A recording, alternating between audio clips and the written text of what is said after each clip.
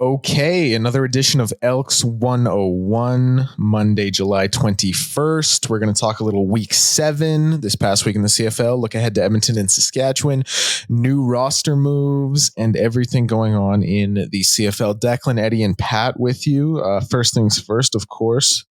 How the boys doing this morning? We fucking tired of shit like I am, or what? Man, you got that crazy schedule though. You just stay awake for no reason. I do, man.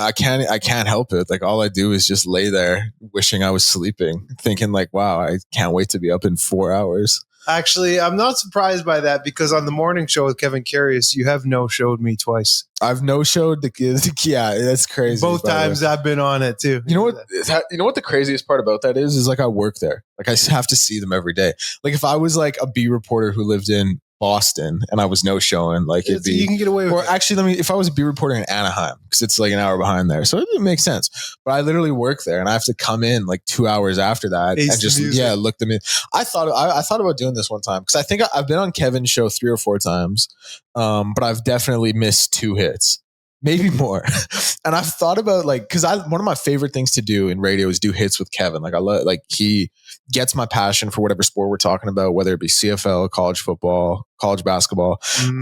Like he asks great questions, layups, you know, he's tossing them to me. I'm slamming them down. Absolutely. Like who's that guy in semi-pro? Chocolate Thunder or Andre 3K, whoever he was playing, like the alley-oop. Yeah, the white. You can't go floating through the air. Yeah. That's me on KK show. We're just throwing it down.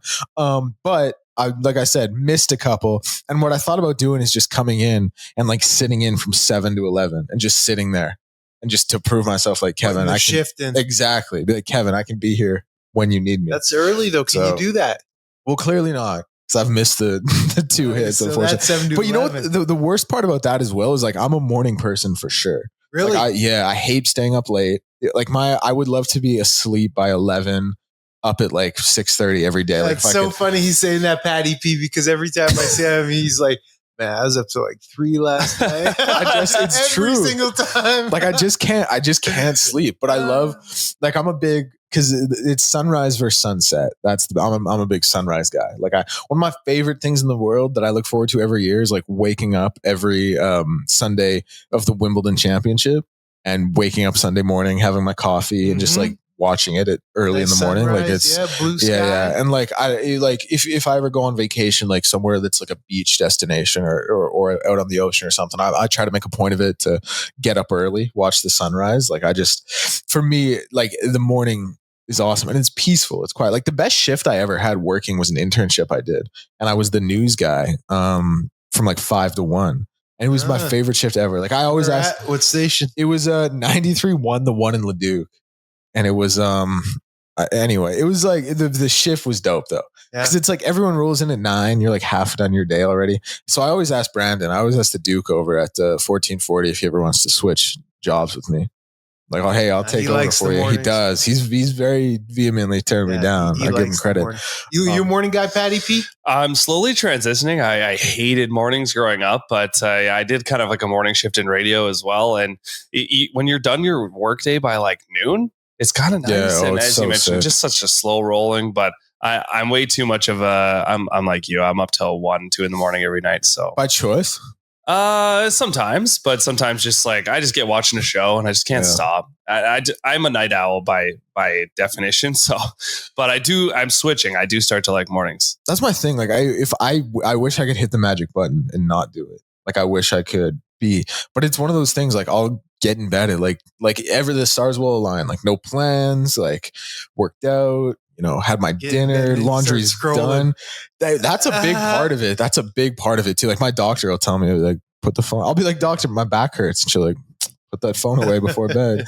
But I get in there and I'll get in there at 10. And cause this is actually the worst part of it. I have to have like the TV on. Like I have to have like some type of background noise. So I'll put it on and I just won't sleep. Just a double distraction. I'll end up watching Malcolm in the Middle for 4 hours. Yeah. Best show ever. I cut grass at a golf course one summer. That was like the ultimate morning job. Yeah. You got to be there like cutting at 5. Yeah. So you're up and at it at 4, but then you're done by 12. Like you say, 1 o'clock, got the full day. It feels like. The worst one for this is like, and this is kind of unrelated, but if you ever have a really early flight, like then you got to be up at like 4 for your flight or something, or like 3, and you like it's like that weird one where you can't sleep because of like the anticipation You're excited, of going on exactly. vacation. Then you end up getting 2 hours of sleep, and you always tell yourself, like, I'll sleep on the plane. You get on the plane, it's just like turbulent, and like there's someone like there's like a kid sitting beside you or something who's just yelling the whole time because his iPad's dead and he can't watch Coco Melon, and then you just have like the worst flight ever, and you're like, Patty B. I remember. I don't know if I've said this, but I had this one flight. I was flying back from Atlantic, Canada. I was flying back from like New Brunswick or Nova Scotia, one of those places, and I was so sick. Like I was dead sick, like fever, like sore throat. So I just sat there for the full like 6-hour flight or whatever it is, like hood up, just miserable, like and just like this. And yeah, 100%, and totally accepted it too. Like I knew I had to like get myself in the right frame of mind. You know what I mean? Like, but like before you go into a game, like you got to get in the right frame of mind. And you know it. You just live there. I had to get in the frame of mind. Like this is you're going to suffer for 6 hours, but you just got to gut it out. I've had a couple of hungover flights like that. And it's bad. But the worst part was, so there was this like kid sitting beside me who, you know, he's a kid, obviously I'm not going to crush him, but he was excitable and he was like kicking the seat a little bit. And his parents were giving him the old, hey, don't do that. And normally, like, if a kid's kicking your seat, like, it's a kid. You got to be a little bit like, there's some leeway. For sure. You got to be like, it's fine, man. Like, you're having fun. Like, you got enough's enough. But this one, I was so, like, I couldn't even turn around and be like, please. Like, so I just had to, like, sit there with my head down just and take it. And then this is, so the end of the flight, like, we're back in Edmonton. We're on the tarmac. And the kid is, like, leaning on my seat and, like, leaning on me. And I had to, this was like the most Karen-y I've ever been. Cause I grabbed the kid by the shoulder and I did this one. I like shoot him away. Like I had to be like, like I couldn't even speak. I just did this and he made direct eye contact with his dad. And just like, I felt terrible. Cause like this kid, no, this is the other thing. Terrible. That's not on you. Come on. No, but my thing is like, if you're a kid and you see that, like, you see like this guy, this adult who looks like he's in the worst mood ever. Like he's got a hood on, like bags under his eyes. I think I was wearing sunglasses too. Like hasn't said a word. Like just like that. You got to feel pretty bad as a kid, right? Like so, I felt bad for this kid that I was like, I always look to the parent, man. That dad's got to control their kid. See, it's the parent's fault, man. Dude, that's another thing because I have a little brother who's 6 and. My parents let him, like my dad and stepmom let him get away with everything. Yeah, it's love him to death. Parents, yeah, you look at the parents for real. Love him to death, but sometimes I see like the shit because it's easy to let them get away with stuff, man. Yeah. I'm a parent. It's easier to let them be shit disturbers and brats. That's the path of least resistance. But I'm not here to be your friend. I'm here to be your parent. Exactly, for sure. And it's hard, man. It's a stubborn battle, but to do it the right way, my perceived right way. I am going to fight those battles. Did we talk about on here, like at what age? Because my little brother loves to wrestle. Did we talk about at what age I can finally start like arm barring? Oh, man. Already, buddy. He's 6. My kid's... He's aggressive too when he's dirty. My daughter's 5 and I'm putting her through the mattress. Okay. Yeah. All right. Choke slamming her. Because you got to be rough, man. I've started really working in knees to the body. Like really letting him know when he comes in, like you're going to be walking it. Like if we're in a tie clinch, you're going to be walking into a knee. One of our favorite things, tickle and rough. That's what we call it. Tickle and rough. Okay. Kids love it, man. They thrive off of that. It's true. I tell them like, cause I don't know if they do it, but I tell them I'm like, you need to put this kid in like wrestling or jiu-jitsu or something. But for real, like taking it back to the kids and the parents, like I've done so many coaching camps and clinics and I've coached some really good kids and I've coached some really shitty kids and, just naughty kids, rude kids. And you always just look to the parents or lack of parental involvement for either category of kid. And you can always tell who has what. It always begins and ends with the parent. The kids are the kids. Yeah. The kids are going to act unruly and behave the way they're free little spirits. But when it comes to like the behavior and stuff, look to the parents 100%. I'm like, I totally agree with everything you said. I'm very much of the kind of opinion and like I think we would all agree like you just said it, kids are going to be kids, but there are certain situations where I'm like you gotta tell your kid like to be a big one. Yeah, like weddings are a huge one when like you'll like, and a lot of weddings now are like kid free, which is great. But like there are sometimes like some weddings I've been at when like a kid's like yapping, and again, kids are gonna yap. But you look over and the parents are making like no concerted effort to like quiet them. I'm like, how are you just like, are you not a little embarrassed? Like, how are you not? Exactly. How are you? They're like, and there are some other times, like sometimes I'll like walk into like the random, like a grocery store and I'll see like a parent with a kid. And like after 1 second, you know, like, okay, we can't be in the same aisles. Like this kid's going to piss me off too much. And I know you have no control over it. You know what I mean? That's it, man. That's it. Okay. Back to the CFL. I was thinking about the game this week. And you know what else I was thinking about actually? The Edmonton Elks. Hold up. Let me pull up the schedule here. Because one thing I was thinking of, and I want to get your opinion on how much this hurts them. They don't have a home game that's on a Friday, or Saturday until their next home game against Hamilton. It was Thursday, Sunday, obviously road games and 2 bye weeks. Like week 9, first weekend of August, that seems pretty late to have a Saturday home game. Their first favorable home. Yes. And the other thing, it's at 1 p.m. Like it's not even a night and that's game. not even a favorable. It's a long weekend too, Dick. Yeah. Throw that in there. A Saturday, 1 p.m. on a long weekend. That's not great. What's their next one? I think a Friday at 7 p.m. What's that? Mid-August? Yeah. So after that one, it's Friday in Montreal. And then after that one, that's when they're back home. It's Friday, August 15th at home against Toronto. First Friday night game. That's like their first Friday night type atmosphere. Yeah. Then the next one, because then they have, then they're on the road and then they're on the road in Ottawa, on the road in Calgary. And then they have a Saturday 5 p.m. game against hosting Calgary. So it's not a great stretch of. I'm going to look through the rest of the schedule here really quickly because I'm looking now. They have, so far from what I've seen, they have they have 2 Friday night home games this year. One against Toronto that we just mentioned, and then the last week of the season hosting Calgary, which. Great rivalry, should be a great game, electric atmosphere. But that is not exactly conducive to building fan-friendly environments. Absolutely not. I've heard this a ton too on the morning show on Sports 1440. Kevin Karras, he is notorious for banging this drum. Mm-hmm. You know, he hates the 5 o'clock Sunday games. He hates them, and he's got the Thursday games he hates. He's got a major bone to pick. So, yeah, he brings this point up in those specific dates, being the long weekend Saturday, and then the following home game, finally, a Friday at 7 p.m. It's too long. August. Yeah. It's too long to be giving your fans a Friday night or a Saturday night decent time game. Because here's the thing. We've talked about this, like what that last loss to BC at home did. Then you have the bye week. Then you have the Saskatchewan game this week, which we'll talk about. Then, like you said, it's that game against it's that game against Hamilton in Edmonton on the long weekend at 1. If you then it's another road game, by the way. But if you lose that one against Hamilton at home, and then you finally have like a party-friendly atmosphere on that August 15th game at versus Toronto, there is not a whole lot of incentive. Like the vibes might not be great for coming out and partying. No. Like, you know what I'm saying? You could be looking at 2-6, 1 whatever it is. Care of business. And that brings us back to this week's game. Saskatchewan might win by a lot. Like Saskatchewan. Hey, look at this home right here. Look at you trying to hide that smirk, dude. I know. I know. He got a big smirk when he said that.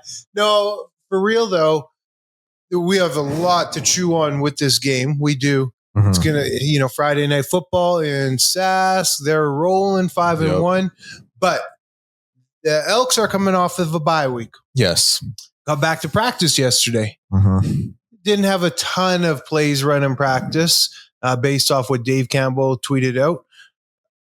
What I am curious about is Coach Killam's answers in his media avail when asked about who his starting quarterback is going to be, and there was no definitive, we're going with anybody. He said, We'll see. Yeah. Listen, it's funny because I remember he was on Krueger's show and he kind of talked about swapping out the quarterbacks the same way as swapping out defensive linemen. Like, oh, you swap out defensive line, which is this is my thing. Like he knows that's not true. Yeah, he doesn't like that's not a thing you do. No, it's not. He just was kind of banking on the listeners not knowing. And like, let's ask him this: in Calgary, did you ever swap Bo Levi Mitchell out like you did D tackles? Get out of here. With like saying like it's such a hilarious argument to make. I shout out him for sticking to his guns again. Yeah, for sure. But for sure. Here's my thing on if you give Cody the start, and maybe you guys will disagree with this. I'll toss it to you. But my thing, I think if you give Cody the start, it shuts the door on Tre. Like it's over. And I could be wrong because, injuries happen and Cody could come in and just play the worst football we've ever seen in our fucking lives.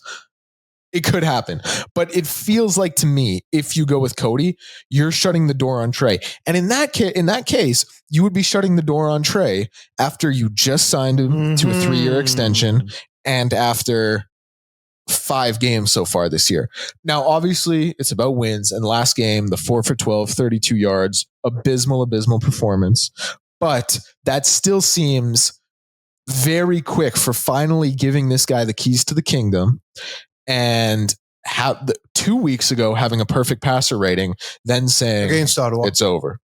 It was against Ottawa. And by the way, Ottawa, so bad. So we like that win against Calgary is one of those all time. Like we're going to look back at the end of the season and be like, what happened? That was the weather though. Yeah, for sure. Monsoon. But do you feel the same way? Do you think I'm out to lunch on this one? Absolutely not. I feel like identical as you. You just gave him the keys to the franchise, like you said, paid him all the money, and you just got to follow the money. Like it or don't like it in any pro sport. We can talk about the Oilers roster. You want follow the money, and that's where the playing time is going to be because you have to. You're hitching your wagon when you're going to pay guys. It would be too early to move on from Tre, I think, especially giving him a 3-year extendo. But again, contracts in football are a lot different than every other sport because there's no guarantee. There's no commitment to a player other than the signing bonus he got because you can cut him whenever without owing him anything.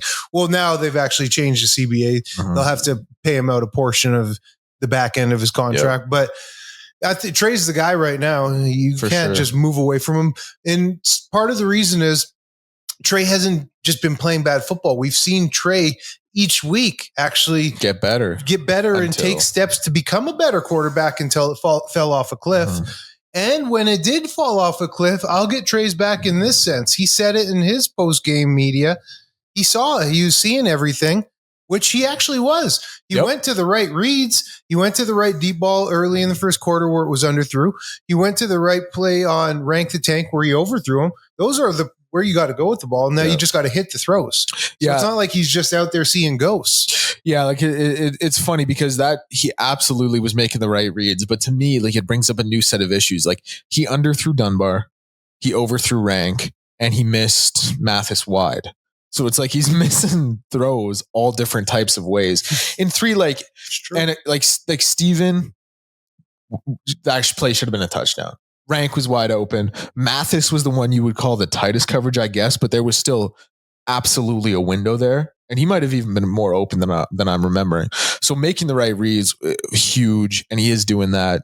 But then it becomes the issue of like, is there truly a lack of touch and physical ability? And if so, that's a whole nother set of problems. Because like if the number one thing, and maybe you can speak to this better than me, but the number one thing is like you have to mentally be able to play at that level. Like you have to be able to read the game, especially as a quarterback. You have to be able to read the defenses. You have to be able to read coverage sets. You have to be able to make the throws and go through the right progressions.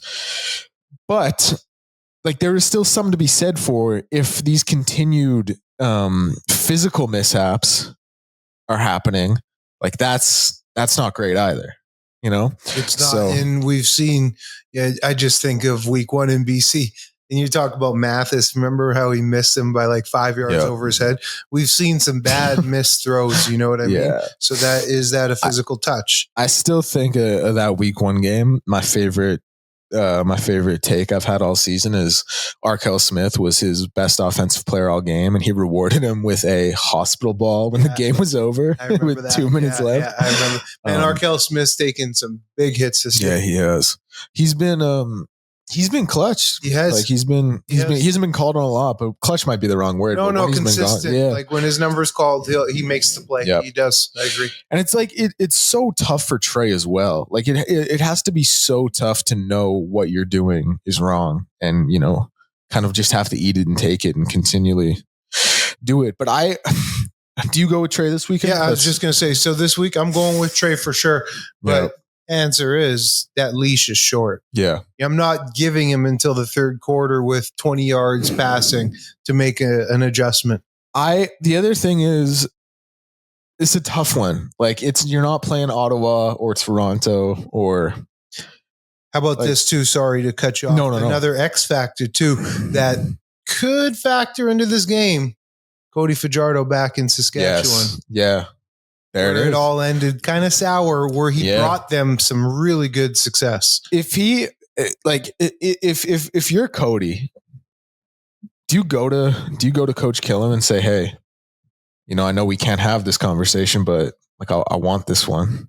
Call my number. I don't even think he needs to go to Coach Killam. People know what they just know. Hey. They know what time it is. Man, if Tre doesn't come out, Sask has a really good defense. Yes, they do. If you can feel that Mo start to build up really quick at Mosaic Stadium there, it might be a quick move to Cody. This is what I wanted to like get back to. This is why I feel so tough for Tre. Like you have to go and do. Would you say Saskatchewan was the worst environment to play in? No. No. As an opposing player? No, by far and away Winnipeg. Yeah, okay. Yeah, not even close. Winnipeg is loud and rocking, buddy.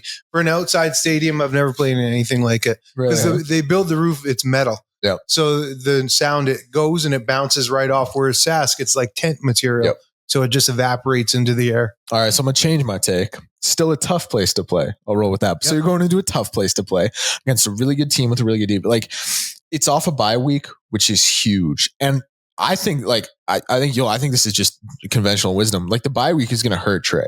Like you've had a week off. You've had an extra week off. You've had an extra week of preparation. Like I know you haven't been practicing, but you've had a chance to get ready. Look Saskatchewan down the barrel, see what they're all about. You watched them play BC this past week. If you go out there and lay an egg, it's a really tough look. But I empathize with them because it's like that's a good team and that's a tough place to play. Like that. This is when your back is against the wall as Tre Ford, if you want to call it that right now. This is a tough one to go into. My brother, you know whose back's really against the wall going into Mosaic? Everyone in the defense? This secondary. Because Trevor Harris right now is lights out, pinpoint. Yep. Like if he's healthy, he is on. He's completing 76% of his passes. 76%. He just went for 395. And he get the thing that's so challenging with him, he gets it out fast. Yep. So as a rusher, man, you don't even get a chance to get into your pass rush because that ball's out so quickly. And he can just dissect you. So this secondary and this defense as a whole needs to be right. And here's the other thing. Coming into this week, BC had the number one pass defense in the CFL. Trevor obviously lit them up like you just mentioned. Funny stat about BC, actually. They have the number one overall defense in terms of net yardage, but they're 8th in rush defense. Their pass defense is, I guess, just that good. But my point being, BC first in pass defense. Coming into this week, Trevor Harris lights them up.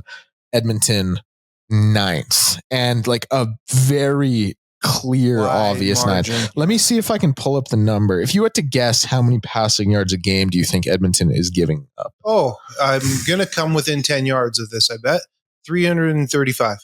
330. Yeah, which is. That's tough. Every quarterback they've led up close to 330. I have another question. I'll get to that in a second because I want to ask about another thing about Tre. But here's the other thing. So we have the injury report here for the Elks this week. Devondrick Bynum is going to be on the 6-game IL.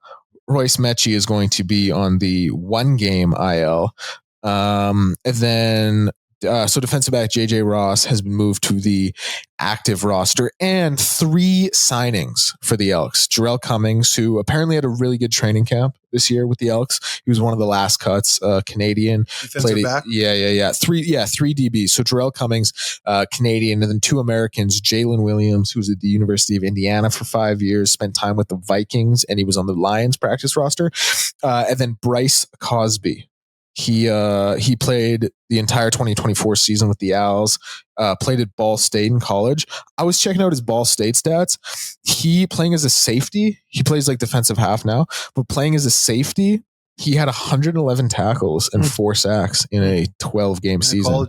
Yeah, so pretty impressive stuff. Yeah, first team All-MAC in 2020. What I like about that is he's a tackler, so they need. And he's guys small like too. He's like 5'10", 185. Be fearless. Yeah, it's all about what you said. It's all right here. It's all in the heart. But so now, I guess back to the point we were talking about. So Devondrick and Royce Metchie, who were 2 starters. I mean, they weren't lighting the world on fire, but they were starters. And you know what? Credit when Leonard Johnson and Kenny Logan specifically came in the BC game, like Kenny was flying around everywhere. He's a guy. He led the Big 12 in tackles one year. Playing at Kansas. So that you talk about a guy who likes to tackle. Kenny is a guy who flies around out there. Man. Yeah. And so, but listen, overall, I mean, now you have a depleted secondary. Like this is the core of it. You have a depleted secondary that didn't play well going against this Riders passing attack. So it'll be interesting to see a lot of their the defensive secondary initial alignment. Yes. Because it's been well documented. We talk about how we see them playing soft coverage an awful lot. If they do that and give Trevor Harris quick 4 or 5 yard throws, it is going to be a long night. Yes. And that has been Edmonton's bread and butter of what they give up defensively. But with all this being said, they also need to show up defensively up front and stop AJ Ouellette. Like he's a thunder man. Workhorse. He's a bell cow. So it's not an easy task for this defense. And we talk about Tre and how long that leash is. This defense really needs to step up for this ball club right now. What are like when you look at what would your, because obviously I agree, but if you want to break it down to keys, like how do you rank what you want to see from the defense? Like what's most important? Because for me, like it's still as bad as the tackling has been. I think it still has to be getting to the quarterback and pressuring the quarterback. Like these guys are getting way too much time to operate back there. Like DBs are being forced to sit in coverage and just get exploited. Yeah. Like it's you have to get to that quarterback. You have to even if you're not sacking on him, you have to get to him within those first 3 seconds and make him get the ball out. Man, you're right. And we've been talking about the secondary a lot. And I actually had a chat on the phone with a former teammate of mine, one of the guys who I won a Grey Cup with, legend out here, one of the best defensive players out here. And, he kind of corrected me, and I was harping on JC and Aaron Grimes just for not having the defense right. But he's like, no, you know what, Eddie? It begins and ends with the D-line, and these guys are not holding up their end of the bargain. Yep. As much as we can talk about the secondary, it's this defensive line. They are getting paid big bucks, and all of them, and they are not generating a lick of pressure. They're not doing enough in the run game. And quite honestly, they're just getting pinballed around and moved too much, too easily. So this defensive line, and I've been a part of good defenses. I was a defensive lineman. I should know. It begins and ends up front in the trenches. We can talk about all the pretty stuff of football. The true champions, it's won or lost in the trenches. We know that about football. And this defensive line has not held up their end of the bargain. Call them all out by name. Jake Ceresna, I don't know what his timeline is. Like it was estimated to be a couple of weeks. I think now he's going to play. He was up, yeah. Yeah, like he was practicing yesterday in his usual spot. So I think he's going to play.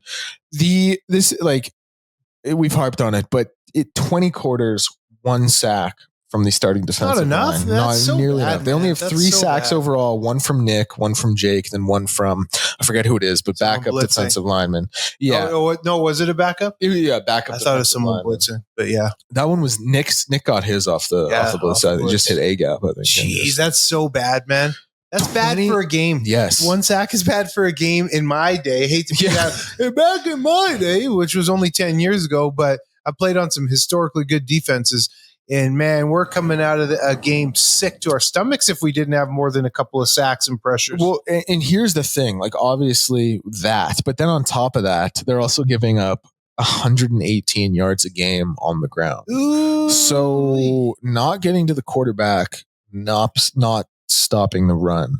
And here's the other thing, just because since we're talking about the defense, makes me shiver, bro. Oof. There are 11 categories on CFL.ca that the league uses to rank defense. The Elks are last in 9 of them, second last in one other, and third last in the final one. So it's pretty rough all around the board, but so much of this, like the snowball effect that can get rectified by good defensive line play, mountains. Yeah, you can't even give these guys like if you out clauses right now. They got to be better, man. If you can get to the quarterback, consistently, and you make him get that ball out quick, and he starts incompleting passes, all of a sudden they got to run the ball. All of a sudden, it helps. You're loading the box. It helps the DBs out. They don't have to cover as long, and then when they are able to cover better because they're not having to cover for 5 seconds. Oh, then they can be tighter, make plays. Oh, now the interceptions come, but it begins and ends up front. You know, let's just call a damn spade a damn spade. This defensive line has to be better. Has to be. 110%. Like it's like we sit here like it's we probably sound like such, like I don't even know what the phrase would be. But it sounds so easy, but that is the number one. We talk about but the thing is, this whole time we've been talking about the defense as a whole and JC and soft coverage. Screw it all, man. Throw all that out. I got this reality check when I was talking to my boy.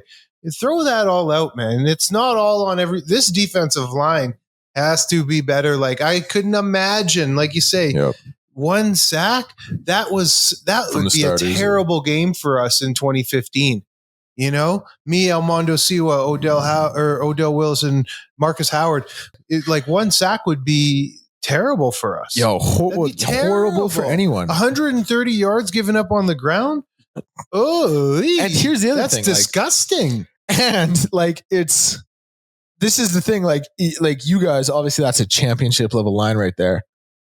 So is this. They just won in Toronto last year. Exactly. Like Barlow won there in 2022. Then obviously Smith, Brinkman, Ceresna. They got $1 million D line right now. Yes. On their cap, they got $1 million D line. Got to be better, man. Another fun stat I have here about the defense, not to keep ragging on them too much, but CFL.ca, they, compile everything. It's like a points-based system, taking like the net, like basically adding up the position of where everyone is defensively. The gap between the first ranked defense and the 8th ranked defense is 42 spots.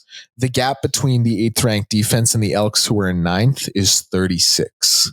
So the gap between 1 and 8 is almost as big as the gap between 8 and 9. That's not pretty tough. Wow. Pretty tough. I can't help but, and I said this to you a couple of weeks, like I can't help but hear these numbers and like getting uncomfortable in my skin. Oh, for sure. I've never at the pro level in high school, my team was shitty. I started every game in high school. I know you play both sides of the ball. Both sides of the ball. Started every game from grade 9 through 12.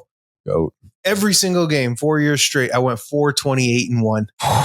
Yeah, like we were bad. Average one win a year. That's crazy. But in the pros, like I don't know what this type of defensive. I don't even apathy, like putridness. Like it's just I don't even know what this is, man. Yeah, like even those high school days, like it wasn't like this because I could still go out and dominate. What was 10 tackles a game? What was Well, they were watching your ass clearly. Exactly. Like, I mean, the only redeemable. What was the one tie? Wow, that's funny that you bust that tie out. Yeah. You pulled that up? No. Well, you said 4-28-1. Yeah. It's just like it was a 12-12. Okay, and it was like after overtime. Oh yeah. I think it was week 1 of like my grade 11 year. Were you the guy? Like, were you in that locker room and in that huddle? Being like, guys, listen. Like, I'm kind of the man here. We all got it. Everybody knew it. Like, especially as I got older, right? It was kind of cool coming in, being grade 9 and like starting over some grade 12s and stuff. That was for sure. Kind of like, oh, dang, you know? So high school in Winnipeg or Manitoba is 9 to 12? Somewhere. Yeah. Okay. Somewhere. Some would have been 10, 11, 12, but that was the one it I for went us. to was 9, 10, 11, 12. Are you from Alberta, Pat? Yeah, from Fort Sask, actually. My high school was also 9, 10, 11, 12. What high school? John Paul II. At the time, it doesn't exist anymore, but I think it's a CADA something now. But at the time, it was 9 It was to 12. 9 to 12, really? And here in Alberta? Yeah, right. 15, 20 minutes from here. He's like, he made a face. He made a face and was like, what, do you think I'm lying? Because it's weird, though, because they'd have some, like, you could go K to through 8 and then 8 to 12, but then there'd be some schools K to 6, and then it'd be a junior high, 6, 7, 8. And then go on. For sports, like because for me growing up, it was K to 6, 7 to 9, 10 to 12. But for me, like playing sports, the difference between, and obviously they have like freshman teams, JV teams, varsity teams, but the difference between like a grade 9 athlete and a grade 12 athlete, like it feels pretty vast to me. Like 14 is pretty young. And at 18, like obviously 18 is still stupid young, but there are some people who are at least like coming into their own like body wise at 18, not like to a degree though, at least. So it is like that. It almost seems like too much of a gap, but I don't know. Here's one I wanted to bring up because I was thinking about this as well. I'm pro Tre Ford guy. I like Tre Ford. I think he's electric. I think he's fun. I think he's a good quarterback, but this is what I wanted to ask. This is what I was thinking. Where would you rank him in terms of quarterbacks in the league? Oh, I mean, because I think Tre's a really good quarterback, but when you start to like look at the guys, let's talk. It's a 9-team league, so we can easily get through this. We're smart fellas. Okay, we got Zach Caleros when healthy, right? So we'll put him above. Bo Levi above. Trevor Harris above. There's 3. Nathan Rourke above. There's every quarterback in the division. Well, and VA, sorry, put above. And then we'll talk about out east, Davis Alexander. What do you think?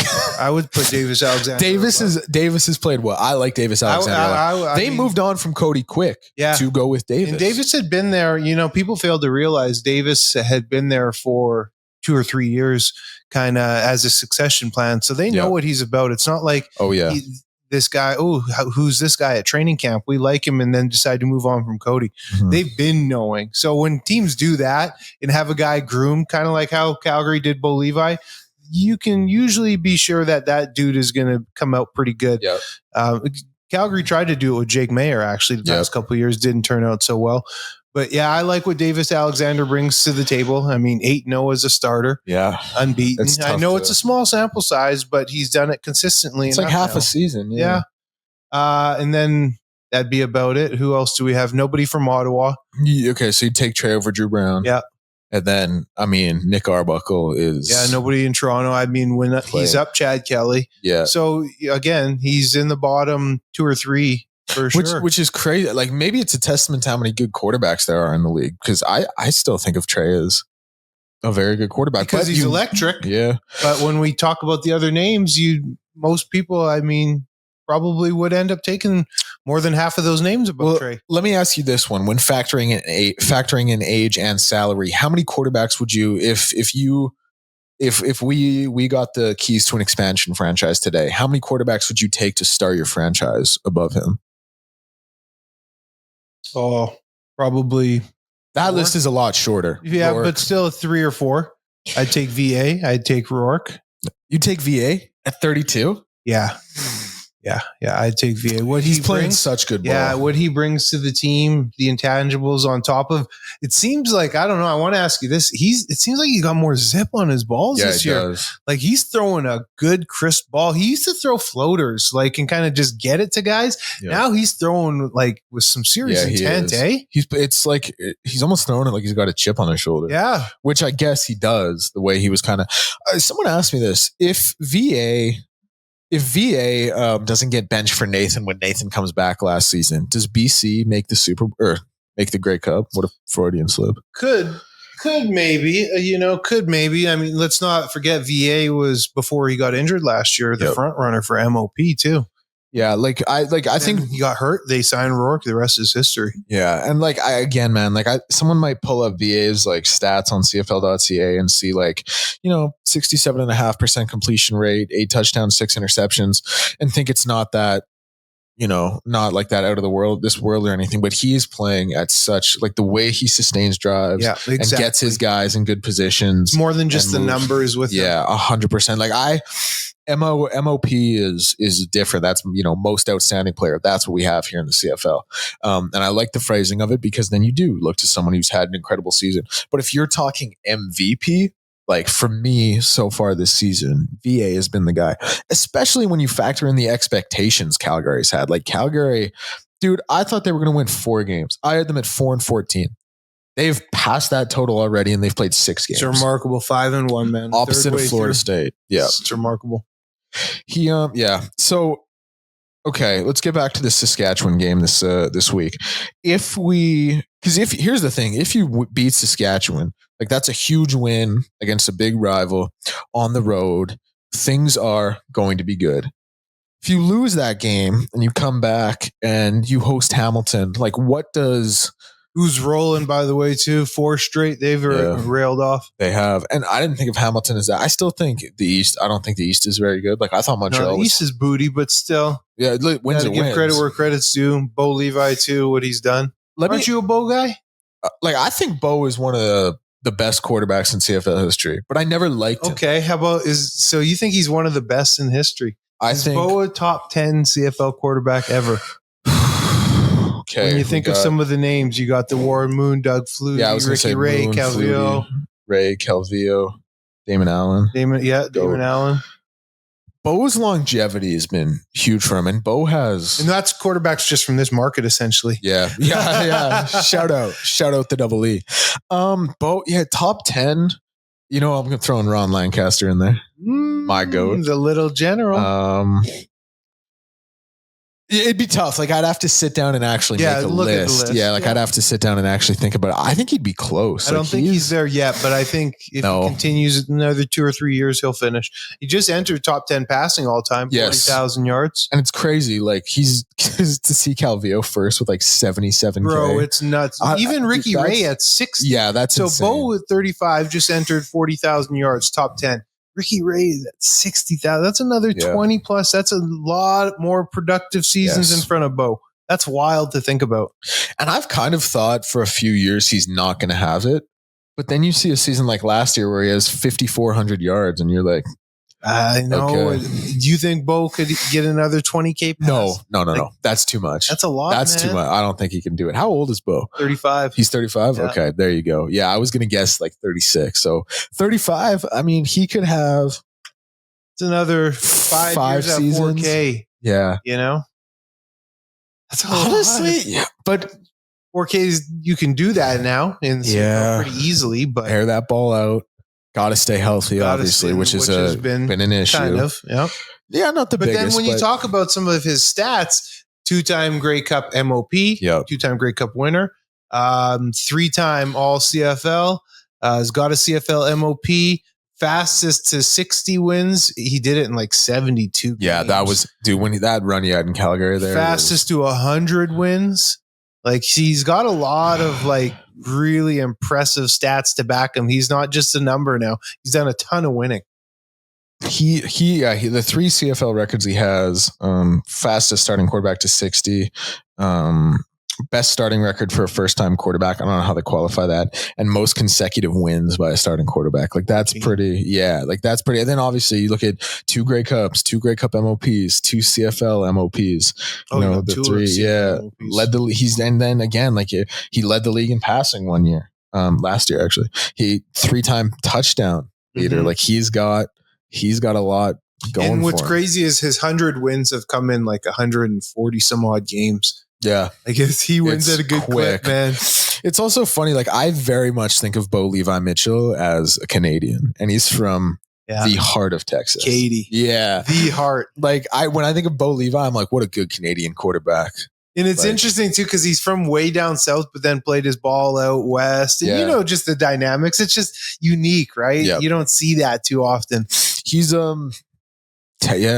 testament to It's a good CFL Eastern, quarterback play. Historic run at Eastern as well. I got one for you. I've been thinking about asking you this one, and I think we're a little bit too early for it in the season. But at what point, as players, do you give up on playoff aspirations or wins, and you're playing for your job? Selfishly, yeah, it happens sooner than you think. Like, does it happen? This will be a big week. This will be a big week because if you lose this week, it's pretty much toast. Yeah, there's no shot at the playoffs, even with crossover. The West is Calgary and Saskatchewan 5-1. Winnipeg 3-2. There are only 2 losses to Calgary. BC, who I think is a very clear tier below those 3 teams, is still 3-4. And they've beaten you twice. And then you're obviously sitting there at 1-4, 0-3 versus the rest of the division. With 2 of those losses being BC, you haven't played Calgary or Saskatchewan. The meat and potatoes yet. Yeah. So if you lose this one, it's looking. Yeah, it's going to be a big week, man. This is going to, we said this about the BC and they showed us who the team is. This will be kind of, I hate to say do or die, but this is kind of it. Playing the cream of the crop in the CFL in their building, coming off a bye, so you're fresh, no excuses. Declan's going to be in attendance, boys? So the big Deck's making that drive, making 8 hours, bro. Yeah, buddy. Where are you sitting? We are sitting. Pardon? With my mom, actually. My mom, actually. We are going to be sitting behind the visitors bench. Okay. Elks bench. I don't know. It's it's got to be middle. I don't know where the tickets are. Clearly, you'll be catching some good sun that evening. Sunset. That was a part of it. Yeah, it's getting nice. the sun there. Obviously, it's. I'll have the. You've been in the barn before? Oh yeah, of course. Electric atmosphere, so much fun. But I mean, back to my question. So for this team, when do you think if they lose this one, guys are for sure? Okay, for sure, I do. It's funny, guys should already be playing selfish because nobody's got any stats to even, talk about. So guys should already have that mentality, get your number up, because right now everybody is on the chopping block with the way that they're playing defensively specifically. How tough is it for a guy like Nick, who flies around, does everything defensively, 110 effort, supremely talented, makes plays, makes tackles?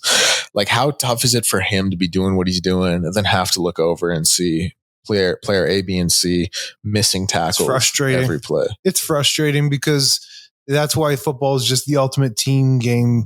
As much as you can be out there doing your best and executing your job at a high level, you're dependent on your brothers to do the same. Yep. And all it takes is one guy not to be in his gap and you're busting a big run. Or all it takes is for one defensive back not to turn his head around at the last second and bat that ball down. Boom, big touchdown. It's just one thing. And it is frustrating for sure. It's eye rolling. Yeah. It gets to a certain point where it's again, guys, come on. Can't be the only one out here making plays. And those conversations don't happen between the players. No, they don't, but they do at the same time. Yeah, it's unsaid. It is unsaid, and sometimes it is said. It's guys are competitors, and on the sideline, you've seen teammates spat on the sidelines. Guys are come on, man, we're doing our job here. You step up, make a play, make a damn play. And for sure, guys who aren't making the play, they most often not are sensitive because they know they're not stepping up. And then you argue and say it happens all the time, especially in the game of football where it's just a lot of testosterone and energy out there, bro. It's a lot of alpha males. And if I'm an alpha male and I'm out here doing my best, well, I damn sure want to see you expect to do your best. And some things that really would piss me off is that lack of tackling, is when guys are going in there soft. And because again, tackling, that's not scheme. That's nothing. Yeah. That's you getting a guy down.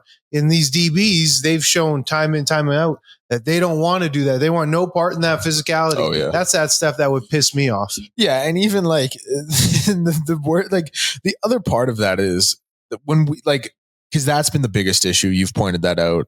Wholeheartedly agree. But there has been an issue of trying to be physical. And now you're not form tackling. Now you're not even. Good point. You know what I mean? You're throwing your body out there. Yeah. And you're messing up the band. You're not bringing a guy down because you're point. Fucking throwing In fact, you're creating friendly fire and you're taking your own boys out. Yes. It's a good point, man. Yeah. Do you have a hot seat of the week for this one? D-line. Okay. D-line. Got to show up. Got to hum. Forget the injuries. Forget everything. And I know Robbie Smith is out. Jake Serezin's healthy enough to play. Okay, so let's see it. Brinkman, come on now. Let's see it. These are big ticket guys, and they need to impact the game. I had a coach, D-line coach for a few years, Ed Fillion. He was a greasy football player for Montreal. Greasy. Notoriously greasy. But he was a good player, played in the league for 12 years, man. And he was our D-line coach 14 and 15. And he'd be like, I got to feel you. You know, I'm not feeling you out there, boys. Like, I got to feel you. And that's what it comes down to. You're not feeling this D-line at all. You're not feeling pressure. You're not feeling them make the quarterback uncomfortable. Yep. You're not feeling them. And you got to start feeling this unit if you want the rest of the defense to have any success. Yep. 100%. Pat, do you have a hot seat of the week? Just to go against defense, because I think that's probably the answer. I agree. I think we're going to go in the same direction here. But I would just like to see Tre put up some points, because then at least we have the argument of, look, I did my job, right? Like, while he's on the field, we got to see him do what he can to stay on the field for the next game. Because, I mean, if he's only going to put up 14 points in this game, I mean, it's kind of hard to give him that argument of, oh, it was the defense. I mean, sure, it's a little bit disheartening, I suppose, when you're out on the field and you're thinking, well, like, I got to get yards here. I got to get points here. Maybe that's too much pressure, but it would be nice, you know, if he's putting up 30 some points to be like, look, I did my job. So I think that would be big, but I'm going to give mine, and then I'm going to ask a question about Tre, because I think this tails in nicely. Listen, the defense has been the biggest problem, 100%. Like, you look at the numbers, it's horrible. It's like, it's probably historically bad if I looked into it. So there's no question that's been the issue. We've talked about it pretty much for an hour so far today. But I am going to throw Tre Ford on my hot seat of the week, because I think Tre is a supremely talented guy. I think we've seen the highest of highs. But last week, or 2 weeks ago, we also saw the lowest of lows. And I think this is a real show me game. I want to see him come in there with the chip on his shoulder. I want to see him show us. I think he can do it, but we also need to see it, because if we don't see it, we're looking at 1-5 with 4 divisional losses. Your only win against an Ottawa team that still put up 33 against you. Things aren't going to be very good. And you got a guy who's sitting in the wings, waiting in the wings, who was a Grey Cup MOP 2 years ago, with a good start to last season and happened to get hurt. So Tre Ford, you are on my hot seat of the week. This is the question I wanted to ask that stems from that, though. What point, because I feel like all of us, not just us three here, but fans in general, for the most part, it started to turn last week, but for the most part, we still give Tre the benefit of the doubt. When do we stop giving him that? Like, when do we stop giving him the benefit of the doubt and say, no, this isn't working. No, you are what you are, et cetera, et cetera. Well, I've changed my tune this year. I've been quite positive on Tre and Tre Ford guy. Uplifting with Tre Ford. But just to the core of the question, I was last September, man. Okay. I was done with it over a year ago.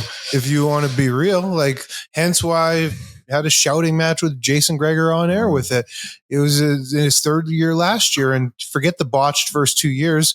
Chris Jones drafted him first overall. I hate when people say he wasted him, and this. Sure, it wasn't handled every game situation and managed properly, but I don't think it was completely the coaching staff that botched him, to be honest. There was a project there.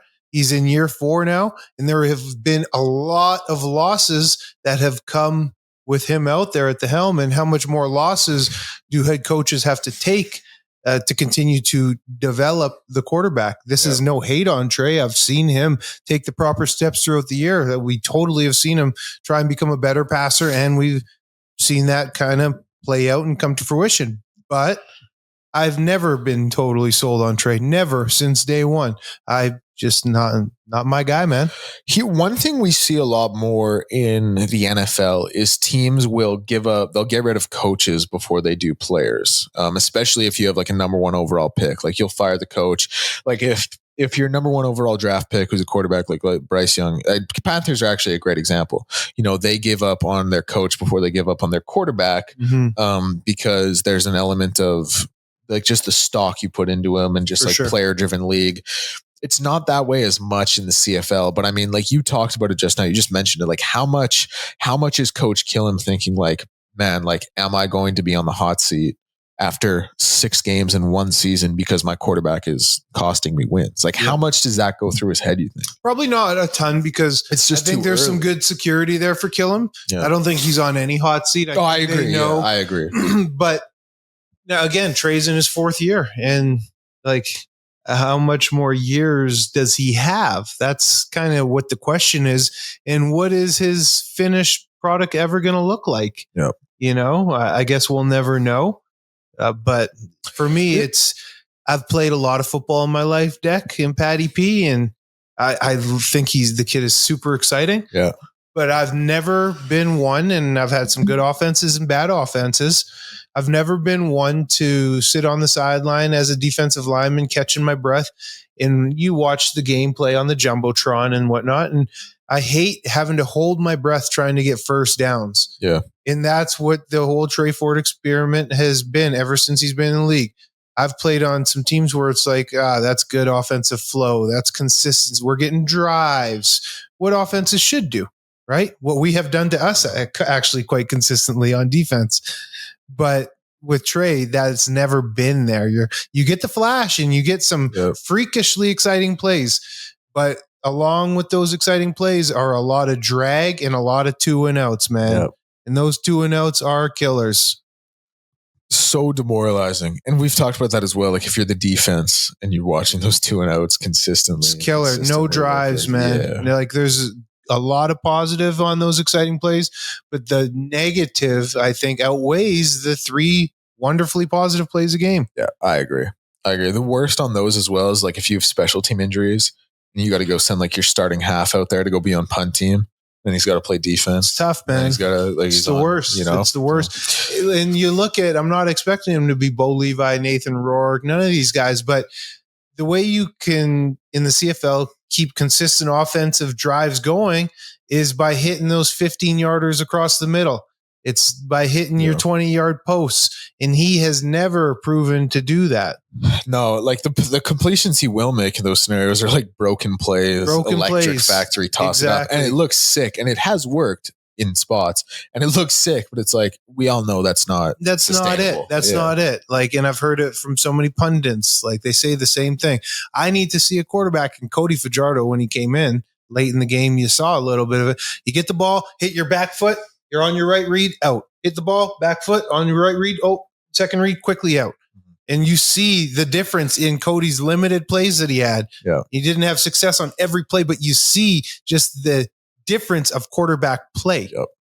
100%. And that's a guy who's coming in trying to steal a job. You know what I mean? So, Pat, do you have a blind ranking for us as we wrap her on up here today? Yeah, I mean, this one's not too crazy. I more or less just thought, just because, Elks 101, this is a good opportunity to kind of talk about the rest of the league as well. So I'm more or less just going to give you names of the teams in the CFL here. And I'm not going to give you any specific order, but I just want you guys to kind of rank them as far as difficulty of an opponent for the Elks, especially since, there's a couple teams, Stampeders, Rough Riders, 5-1, but in the middle there, I kind of want you guys to rank them.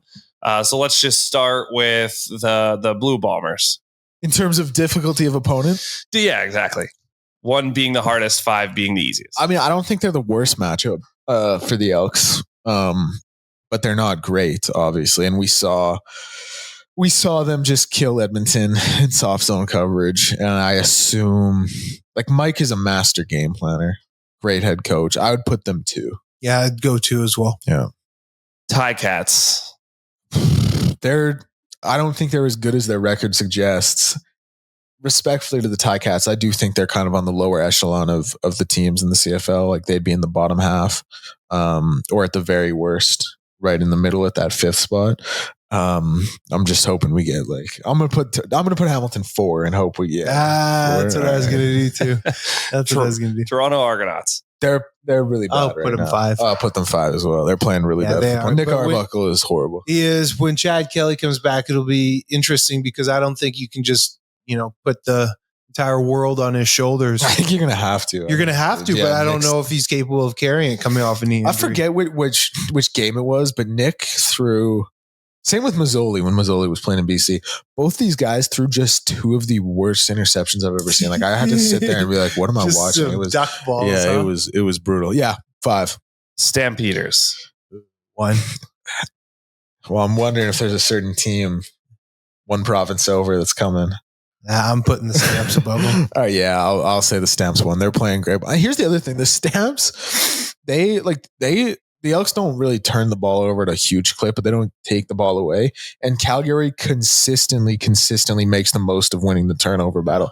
They have like 4 defensive touchdowns so far in 6 games. That's a crazy clip. So, like the fact that they're able to switch the field like that, and the way VA sustains drives, and what I think he would probably do against this Edmonton defense that is not playing great, I'll put them 1 as well.